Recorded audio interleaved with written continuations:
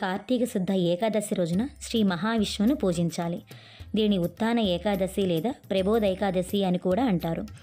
ఈ రోజున పవిత్ర స్నానం చేసి తులసి ఆకులతో పండ్లు, పంచామృతం, నెయ్యి దీపంతో స్వామివారికి నైవేద్యం సమర్పించాలి. ఉపవాసం ఉండడం, జాగారం చేయడం, బృందావనం వద్ద దీపారాధన చేయడం ఈ పండుగలని ముఖ్య ఆచారాలు. ఉదయాన్నే లేచి పవిత్ర నదులలో లేదా గంగా నదిలో స్నానం చేయాలి.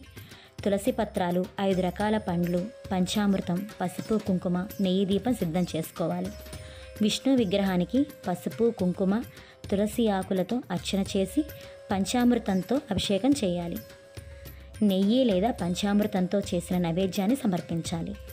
విష్ణువు ముందు నెయ్యి దీపాన్ని వెలిగించాలి.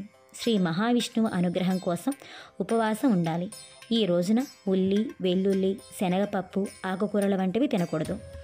రాత్రంతా జాగారం చేయడం, విష్ణు కథలు వినడం, భక్తి సంగీతం చేయడం ఈ రోజున ముఖ్యమైన ఆచారాలు. బృందావనం వద్ద ఉసిరి చెట్టు లేదా తులసి మొక్కల వద్ద దీపారాధన చేయడం ఈ రోజున విశేషం. ప్రత్యేకత ఏమిటంటే ఈ రోజున ఉపవాసం ఉండి పూజ చేస్తే సర్వ పాపాలు నశిస్తాయని, 1,000,000 అశ్వమేధ యాగాలు చేసిన ఫలితం లభిస్తుందని చెబుతారు.